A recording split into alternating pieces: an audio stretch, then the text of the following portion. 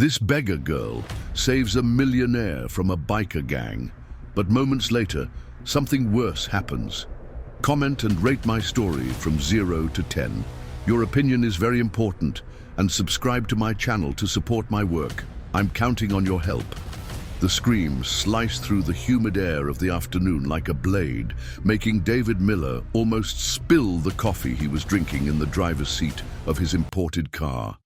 There, standing on the side of the rural road leading to downtown Harmony Creek, was a little girl who couldn't have been more than 4 years old, but seemed even smaller due to her extreme fragility. Her dark hair was tangled, her clothes dirty and torn, and her big eyes shone with a mixture of fear and despair. David stopped the vehicle without hesitation. At 30 years old, the businessman owner of Miller Construction had built a considerable fortune in the region's real estate sector.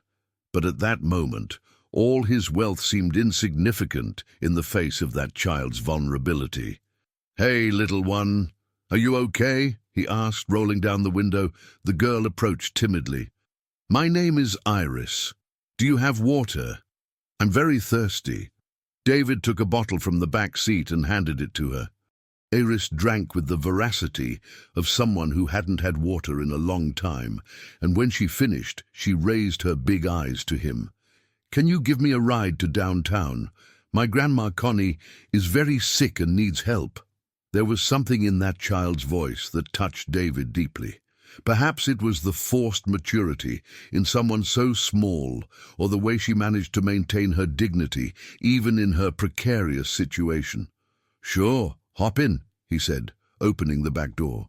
During the 15-minute journey along the dusty road, Iris remained silent, looking out the window with an expression that didn't match her age. David tried to make conversation a few times, but she only responded with monosyllables, always vigilant, as if expecting something bad to happen. It was then that, when they were just a few miles from downtown Harmony Creek, Iris suddenly screamed, "Get out of the car!" David braked sharply, confused. "What did you say?" "There are men on the road!" She pointed forward with genuine despair. "Many men." David hesitated for a few crucial seconds until he saw the silhouette of several motorcycles completely blocking the road ahead. A group of men on bikes had positioned themselves strategically, preventing any passage. His heart raced. In a small town like Harmony Creek, this type of roadblock could only mean serious trouble. David thought about reversing, but it was too late. The bikers had spotted the car and were approaching quickly. "Stay calm, Iris," he said, trying to keep his voice steady. "I'll handle this." But when he looked in the rearview mirror, he saw that the girl's face had transformed. It was no longer fear that he saw there, but a frightening resignation, as if she already knew exactly what was going to happen. The bikers surrounded the vehicle. There were 5 men, all wearing dark clothes and with serious expressions. The leader, a tall man of about 40 years old, with visible scars on his face, approached the driver's window. "Get out of the car," he ordered, banging on the glass. David obeyed, keeping his hands visible. His experience as a businessman had taught him that, in tense situations, calmness was always the best strategy. His net worth in real estate assets was some millions, but at that moment, all his wealth couldn't protect him. "Listen here," David began. "I don't know what you want, but—" "Joaquin!" Iris shouted from inside the car, her voice filled with an emotion that David couldn't decipher. "Uncle Joaquin!" The scarred man froze and looked into the vehicle. When he saw Iris, his expression softened only slightly, but the tension remained in the air. "Iris, what are you doing here?" Joaquin asked, opening the back door. "You disappeared 3 days ago. I've been looking for you all over the area." "I ran away," the girl replied, getting out of the car but keeping her distance from him. "I heard you yelling at those men about Mom's money. I got scared." David watched the interaction with growing confusion. The dynamic between Iris and Joaquin was too complex for a simple family relationship. There was fear there, but also a familiarity that suggested a long and complicated story. "Who are you?" Joaquin turned to David, the distrust returning to his gaze. "David Miller. I'm a businessman in the area. I found Iris on the road asking for help for her grandma." Joaquin let out a bitter laugh. "Grandma? Iris? Did you tell him about Connie?" "She said her grandma was sick," David explained, realizing that there was something fundamentally wrong with the story Iris had told. "Connie died 2 months ago," Joaquin said, his eyes fixed on the girl. "Iris knows that very well." The silence that followed was charged with tension. David looked at Iris, who had lowered her head and was visibly trembling. She had lied to him. But why? And more importantly, what was really going on there? "Look, Miller," Joaquin said, running a hand through his hair. "Iris is my niece. Her mother, Solange, was my sister. After she passed away, and my mother too, I became responsible for the girl. But it's not easy taking care of a 4-year-old when you have other business to take care of." David noticed the careful way Joaquin chose his words, avoiding details about the exact nature of his business. The posture of the other bikers, who remained alert and ready for action, made it clear that these were not conventional activities. "She was alone on the road," David said. "A child shouldn't be in that situation." "I completely agree," Joaquin replied, but there was a hardness in his voice that contradicted his words. "Iris, you're coming back with me now, and I don't want any more runaways." "No!" Iris suddenly screamed, hiding behind David. "I don't want to go back. You yell a lot and the bad men are there." The revelation hit David like a punch. That child was clearly terrified of the idea of going home. All his paternal instincts, dormant for years of focusing on the growth of his business, awakened all at once. "Maybe," he said, surprised at his own courage, "I can help in some way. Temporarily, of course." Joaquin studied him for a long moment, evaluating the proposal. The other bikers exchanged glances, awaiting a decision from their leader. "You don't know what you're getting into," Joaquin said finally. "Iris isn't an ordinary child. There are complications in our family." "What kind of complications?" David asked, although part of him already suspected that he didn't want to know the answer. Joaquin looked at Iris, who was still hiding behind David, and sighed heavily. "Solange left some debts when she passed away. Important people weren't happy.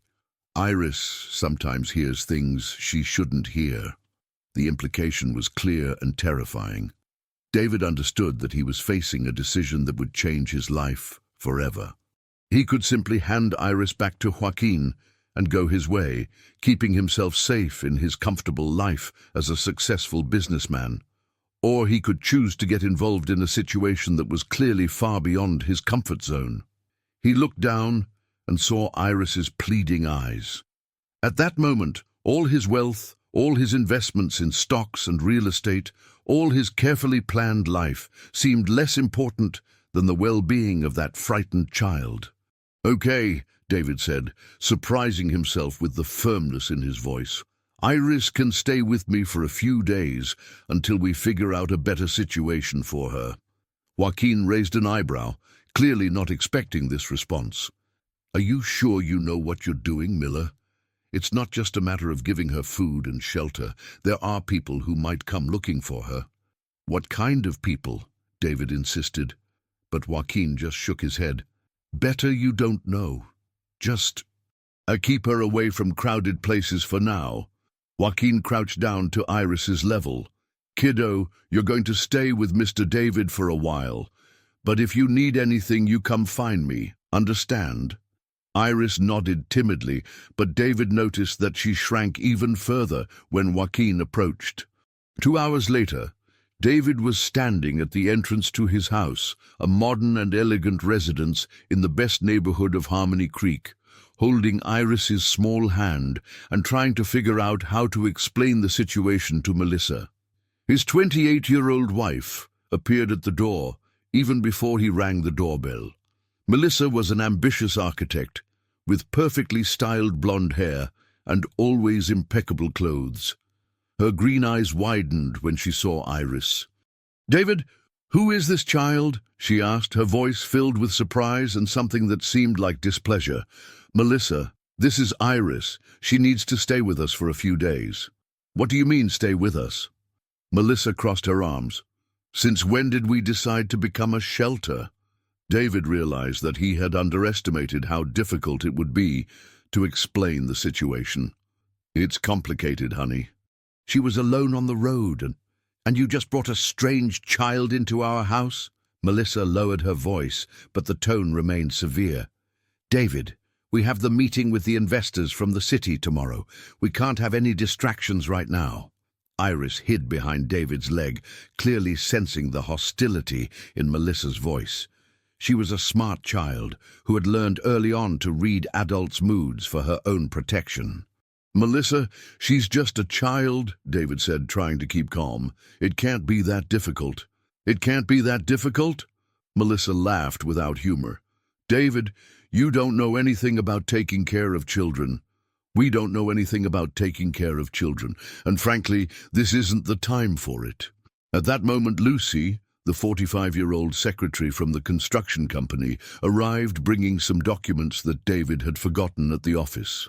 Lucy was a maternal woman who had raised 3 children alone and possessed a natural intuition for children in distress. "Good afternoon, Mrs. Miller, Mr. Miller," she greeted, but her attention immediately turned to Iris. "And who is this little princess?" "Iris," the girl replied timidly. "What a beautiful name," Lucy said, crouching down to be at the child's level. "Iris, do you know that Iris is the name of a very special flower? A flower that only blooms in places where there is a lot of love." For the first time since David had found her, he saw Iris smile genuinely. "Lucy," Melissa said impatiently, "we were talking about—" "Sorry to interrupt," Lucy said, but without taking her eyes off Iris.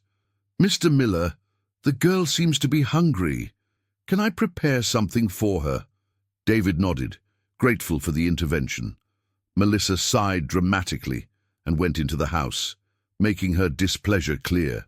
While Lucy took Iris to the kitchen, David followed Melissa to the living room. The modern and minimalist decor perfectly reflected his wife's personality. Everything had its place. Everything was controlled. "David, we need to talk seriously," Melissa said, turning to face him. "You can't just make unilateral decisions like this. We have plans, goals. Tomorrow's meeting could define our expansion to Atlanta." "Atlanta?" David frowned. "Since when are we thinking about expanding there?" Melissa hesitated for a moment, a strange expression crossing her face. It's an opportunity that came up recently. A very interesting partnership proposal. And you didn't think it was important to tell me before?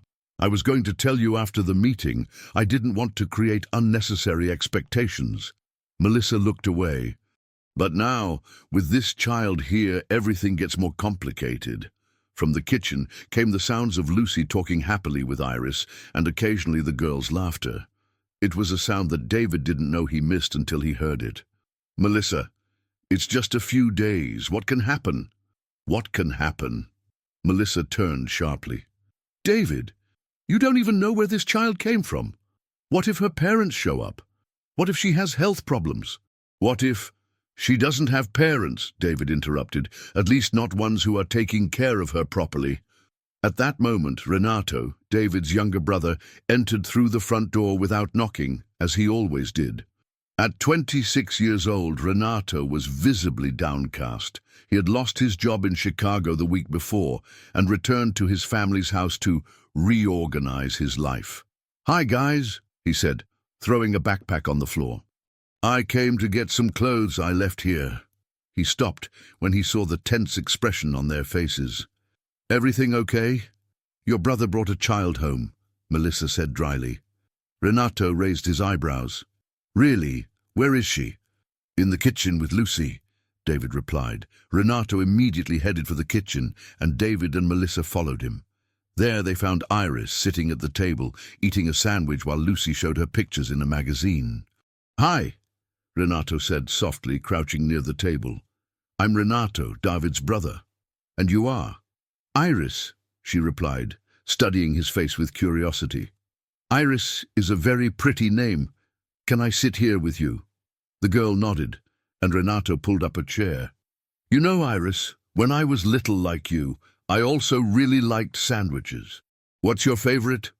While Iris and Renato talked, David watched fascinated as his brother, who had always been impulsive and unstable, demonstrated a natural patience with the child. It was as if Iris's presence brought out a protective side that he didn't know Renato possessed. "She's adorable," Renato murmured to David. "Where did she come from?" David quickly summarized the events of the afternoon, omitting the most disturbing details about Joaquin and his questionable activities. Even so, he saw Renato's expression harden when he mentioned that Iris had run away from home. So she was alone on the road. Renato looked at Iris with an intensity that made David slightly uncomfortable. People like that don't deserve to take care of children. "Renato, the situation is complicated," David said. We can't what? Protect a child?" Renato stood up abruptly. "David, look at her. She's clearly scared and malnourished. Anyone can see that she wasn't being well cared for." Melissa sighed loudly. "Great, now there are two of you who want to play happy family." Lucy, who had remained silent observing the entire interaction, approached David. "Mr. Miller, can I talk to you in private?" They moved away into the hallway, leaving Renato entertaining Iris in the kitchen, while Melissa watched them with growing disapproval. "Mr. Miller," Lucy said in a low voice, "that girl has been through something traumatic. I can see it in her eyes, and the way she reacts to certain sounds and movements. She's in constant alert. Do you think we should take her to a doctor?" "Yes, but carefully. She needs to feel safe first." Lucy paused. "Mr. Miller, I'd like to offer to help take care of her during the day, if necessary. I have experience with traumatized children." David felt a wave of gratitude. "Lucy, you don't have to." "I want to help," she said firmly. "That girl reminds me of my own daughter at that age. No child should be that scared." When they returned to the kitchen, they found Iris laughing as Renato made funny faces. It was such a pure and joyful sound that even Melissa seemed to soften a little. But the tranquility of the moment was interrupted when Iris suddenly froze, her face losing all color. She was looking out the kitchen window into the backyard. "Iris, what is it?" David asked, following her gaze. "There's someone out there," she whispered, trembling. "A man." Everyone turned to look, but the garden seemed empty. David approached the window, carefully examining every corner. "I don't see anyone, Iris." "Are you sure?" But when he turned back, the girl had disappeared. They heard footsteps running down the hall, and the sound of a door slamming. "She locked herself in the bathroom," Renato said, testing the doorknob. From the other side of the door came muffled sobs, and a small voice repeating something that none of them could understand. David pressed his ear to the door and finally distinguished the words that Iris repeated like a prayer. "Don't find me, don't find me, don't find me." It took almost an hour to convince Iris to come out of the bathroom. It was Lucy who finally succeeded, quietly singing a lullaby outside the door until the sobs ceased and the girl slowly opened the door. "Iris, honey, there's no one in the yard," Lucy said gently, crouching down to be at the child's level. "You're safe here." "I saw him," Iris insisted, but her voice was so low that they could barely hear her. "It was a man with a dark jacket. He was looking here." David exchanged a worried look with Renato. Even if there wasn't anyone in the yard at that moment, Iris's reaction was too intense to be just imagination. "I'm going to take a look outside," Renato said, heading for the back door. "No!" Iris screamed, grabbing his arm. "Don't go out!" "They might hurt you too." The word "too" echoed in David's mind. Iris had said "too," implying that someone had already been hurt before. Melissa, who had observed the whole scene with growing impatience, finally exploded. "This is ridiculous. David, you brought a clearly traumatized child into our house, and now she's scaring everyone with imaginary visions. Melissa, please, David said, but she continued. No, David, this has gone too far.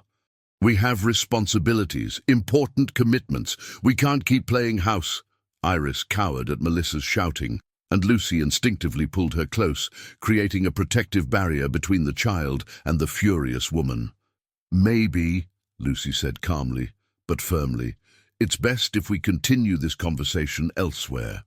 Renato offered to stay with Iris while the adults talked in the living room. When they left the kitchen, they could hear Renato start telling a story about friendly dragons, his voice soft and comforting. Melissa, we need to be patient, David began. It's obvious she's been through something difficult. And is that our problem? Melissa crossed her arms. David, you don't even really know who she is. What if we're sheltering a child who was taken from her real parents? The possibility hit David like a punch. He'd been so focused on protecting Iris that he hadn't considered that maybe she had a family who was looking for her. Mr. Miller, Lucy said, may I suggest that tomorrow we take Iris to a doctor? Not just to check her physical health, but also to have a psychological evaluation. A child that age shouldn't have such intense reactions without a cause. Great idea, Melissa said sarcastically. And how exactly are we going to explain to the doctor how she appeared in our lives? Before anyone could answer, they heard the doorbell ring. Everyone froze. It was almost 8 in the evening, and unexpected visitors were not common. I'll get it, David said, but as he approached the door, he heard Iris shout from the kitchen, Don't open it! Don't open the door! Through the side window, David could see a male silhouette on the porch. The man was wearing a dark jacket, exactly as Iris had described.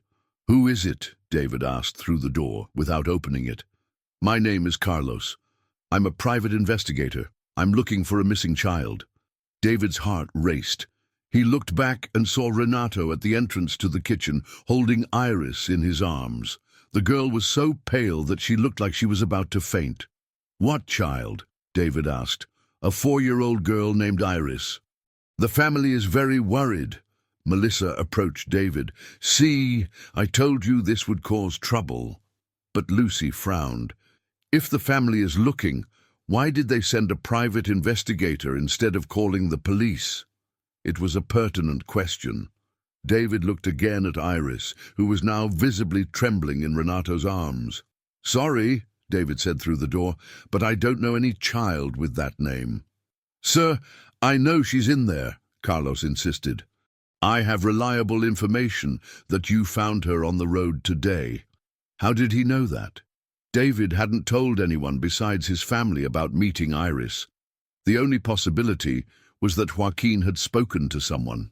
Sir, Carlos continued, the family just wants the girl back. There's no need to complicate things. At that moment, Iris managed to break free from Renato's arms and ran to David, clinging to his leg. Please, she whispered, don't let me go with him. He's not from my family. How do you know? David asked softly. Because, Iris said, raising her big, scared eyes to him. My real family was hiding. Mom and Dad told me never to tell anyone where they were. The revelation hit everyone like lightning. Iris had parents who were in hiding.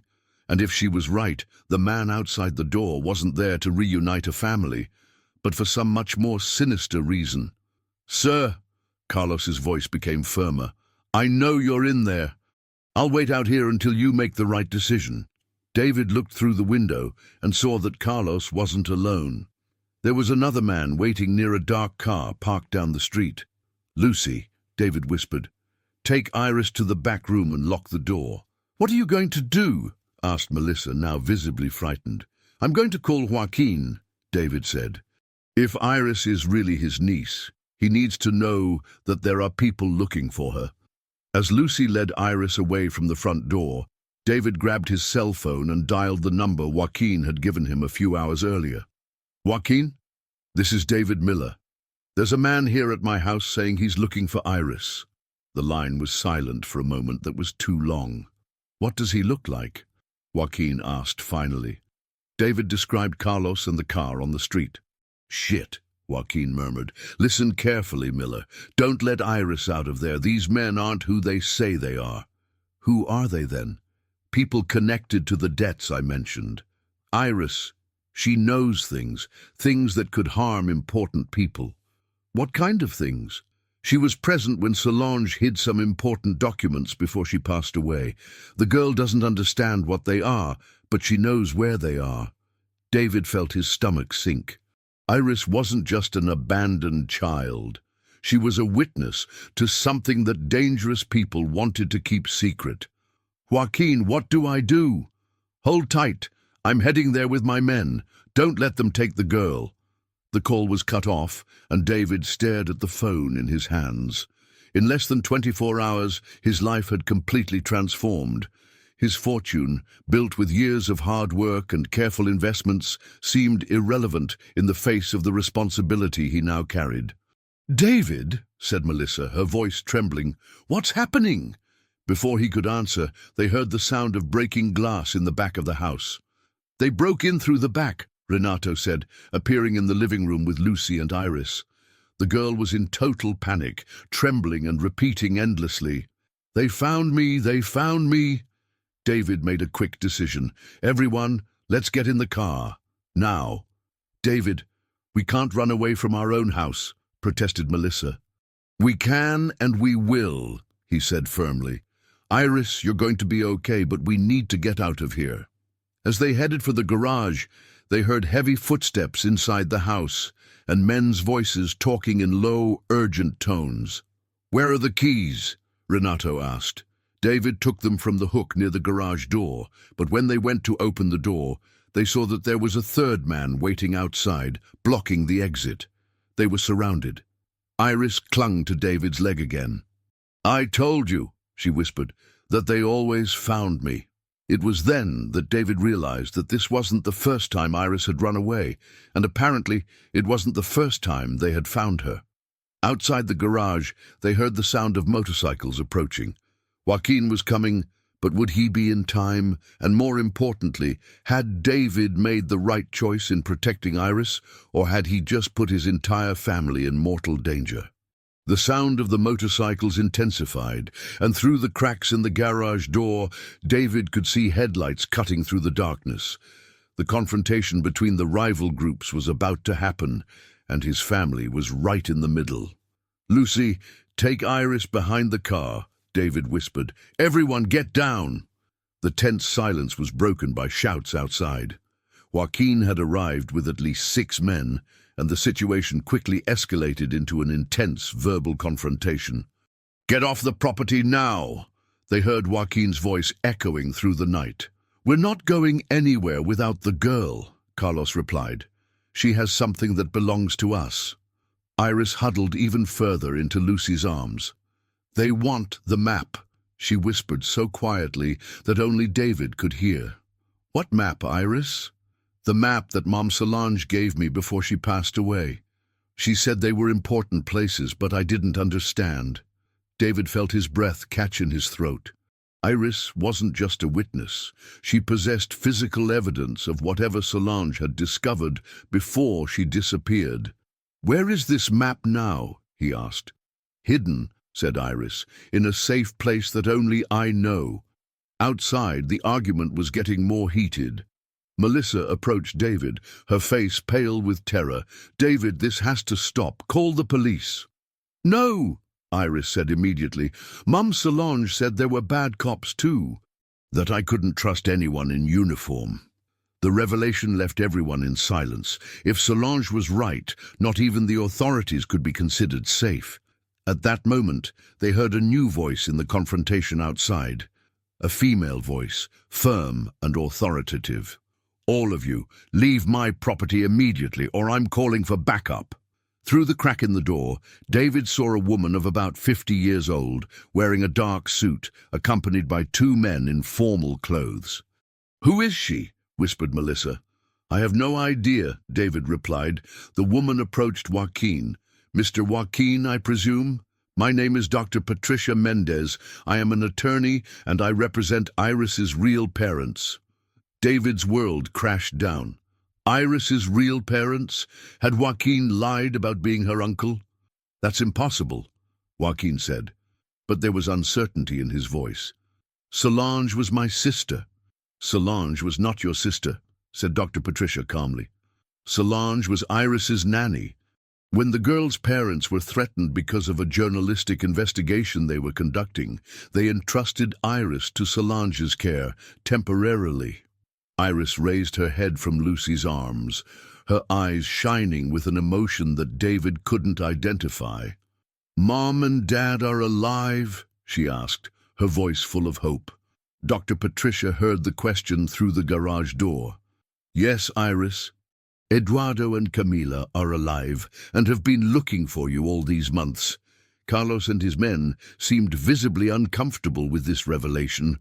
One of them whispered something in Carlos's ear, who shook his head negatively. "It doesn't matter who the parents are," Carlos said loudly. "The girl has information about illegal activities. She needs to come with us." "About what illegal activities?" asked Dr. Patricia. Carlos hesitated, clearly realizing that he had revealed more than he intended. Information about a money laundering scheme involving city projects. David felt the pieces of the puzzle begin to fall into place. The documents Iris had mentioned, the map, the threats against her parents, it was all connected to a municipal corruption scheme. "Joaquin," said Dr. Patricia, "did you know about this?" I thought Solange had gotten involved with the wrong people because of debts," Joaquin said, looking genuinely confused. "She contacted me asking me to take care of Iris temporarily, said she had financial problems and needed to travel to resolve them. Solange was hired by Iris's parents precisely to protect her," explained Dr. Patricia. "Eduardo and Camila are investigative journalists. They discovered a corruption scheme involving local businessmen and public officials. When they started receiving threats, they decided to hide Iris until it was safe." "But why did Solange bring Iris to me?" Joaquin asked. "Because you weren't involved in the scheme," said Dr. Patricia. "Solange thought it would be a safe place temporarily. She didn't imagine that the people involved in the corruption would go after the girl." Carlos stepped forward. "Enough talk. We're taking the girl now." It was then that Renato did something completely unexpected. He suddenly opened the garage door and stepped out, placing himself between Carlos and the door. "You'll have to go through me first," he said. "Renato, no!" David shouted, but his brother didn't back down. "This girl has spent months being terrorized because of adult greed," Renato said, his voice trembling with anger. "I'm not going to let it continue." Carlos gestured to his men, but Dr. Patricia stepped in. "Wait. I have a court-ordered protection order for Iris here, issued this afternoon." She pulled a paper from her briefcase. "Any attempt to remove the girl without legal authorization will be considered kidnapping." Carlos examined the document with growing anger. "This isn't going to stop us." "Yes, it is," said a new voice. Everyone turned to see Eduardo and Camila walking down the street, accompanied by two bailiffs. Iris cried out when she saw the couple. "Daddy! Mommy!" She ran from the garage straight into the arms of Eduardo, a tall, dark-haired man who immediately wrapped her in a desperate hug. Camila, a red-haired woman with green eyes, joined the hug, tears streaming down her face. "My little one," Camila whispered.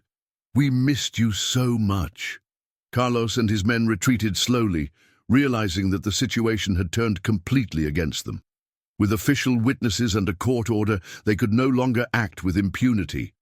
"This isn't over," Carlos muttered before heading to the car with his cronies. Joaquin approached Eduardo. "I didn't know," he said. "Solange told me she was the girl's aunt. I was just trying to help." Eduardo studied Joaquin's face for a long moment. "You protected her when she needed it. That's what matters." David finally came out of the garage with his family, still processing everything that had happened. Iris was safe in the arms of her real parents, but he felt an inexplicable emptiness in his chest. "Iris," he said, crouching down near the reunited family. "You're going to be okay now." The girl looked at him with her big, bright eyes. "Thank you for protecting me, Uncle David." The affectionate nickname broke his heart. In just one day, that brave child had changed his perspective on what really mattered in life. Camilla approached David. "We don't know how to thank you," she said. "Dr. Patricia told us how you risked everything to protect our daughter." "She's special," David said simply. "Yes, she is," Eduardo agreed. "And thanks to you, she's safe now." In the weeks that followed, David discovered that the dismantled corruption scheme involved several of his direct competitors in the construction industry. Eduardo and Camilla's investigation had exposed a network of businessmen who were paying bribes to get inflated city contracts. Ironically, the integrity that David had always maintained in his business, refusing to participate in dubious practices even when it meant losing contracts, now proved to be his greatest competitive advantage. With the corrupt competitors out of the market, his construction company thrived naturally. Melissa, initially resistant to Iris's presence, was deeply impacted by the events. The experience made her rethink her priorities, and she cancelled the proposed move to Atlanta, deciding that her life with David in Harmony Creek was more valuable than any professional ambition. Renato found purpose in his life by volunteering at an organization for vulnerable children, channeling his need to protect others in a positive way. Lucy was promoted to administrative manager of the construction company, and David established an educational fund for needy children in the region. Inspired by Iris's courage, Eduardo and Camilla moved back to Harmony Creek with Iris, who insisted on continuing to visit the family that had protected her. David and Melissa became the girls' official godparents, creating an extended family based on love and mutual protection. The map that Iris kept turned out to be a key piece in the investigation, showing locations where bribe money had been buried. Thanks to the courage of a 4-year-old girl and the decision of a man who chose to do what was right instead of what was easy, a corruption network that had been operating for years was finally dismantled. 6 months later, as David looked out the same window where it all began, he knew that his greatest wealth was not in his financial investments or his equity in real estate assets.